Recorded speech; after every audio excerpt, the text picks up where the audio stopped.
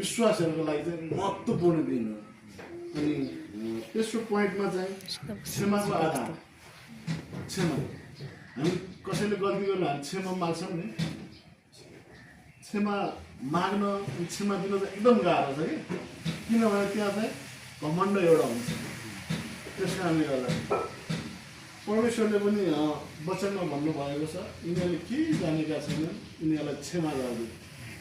परमेश्वरले मार्नको निम्ति कोडा हान्ने, लात हान्ने, ठुक्ने, नचाहिने शब्दहरू बोलेर परमेश्वरलाई बेइज्जत गर्ने त्यस्ता मानिसहरूको लागि पनि परमेश्वरले क्षमा गर्नुहोस् भनेको छ। आज कि कसैले हामीलाई गालामा एक थप्पड हान्यो भने कि हामी क्षमा गर्न सक्छौँ त? मलाई हान्यो भने हामी 2 थप्पड हान्छौँ, भएन। तर परमेश्वर त्यस्तो हुनुहुन्न। परमेश्वरले चाहिँ हामी त्यो नगर्नु, क्षमा गर्नु, जसरी उहाँले क्षमा गर्नुभएको छ नि त्यसरी हामीले पनि क्षमा गर्नुपर्छ भनेर उहाँ जुन क्रुसबाट उहाँले जुन आज्ञा दिनुभएको छ नि त्यो आज्ञा दिनुभएको दिन। त्यस कारणले गर्दाखेरि चाहिँ आजको दिन चाहिँ हाम्रो निम्ति एकदम महत्त्वपूर्ण दिन हो।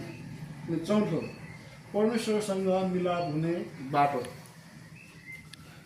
त्यो चाहिँ किन भन्दाखेरि जब आदम र हब्बाले जुन फल नखानु भन्नुभएको थियो नि, त्यो फल खाएर जुन पाप निम्ति आएको थियो, त्यो पापले गर्दाखेरि परमेश्वर र हामी मानिस बिचको जुन कम्युनिकेसन सङ्गति त्यो चाहिँ टाढा भएको थियो है।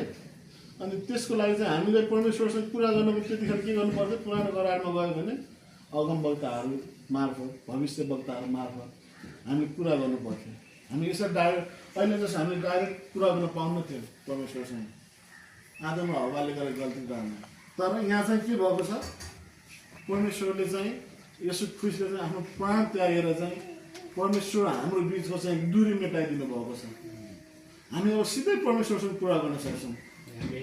प्रार्थनाद्वारा हामीलाई भएका पीर व्यथा कुराहरू हामी परमेश्वरसम्म राख्न सक्छौँ र उहाँको आवाज सुन्नको निम्ति हामीलाई बाइबल दिएको छ, हामीलाई बाइबलले सिकाएको छ।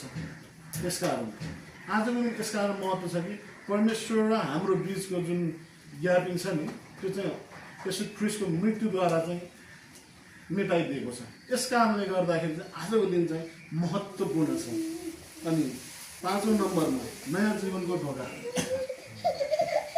जब हामी परमेश्वरसँग नजिक हुन्छौँ, उहाँको हाम्रो सम्बन्ध जब नजिक हुन्छ तब चाहिँ हाम्रो जीवनमा नयाँ कुराहरू सृजना हुन्छ, हाम्रो जीवन नयाँ हुन थाल्छ। जब परमेश्वरमा हामी नजिक हुन्छ, परमेश्वरको आज्ञा मानेर हामी परमेश्वरको स्वरूपमा जब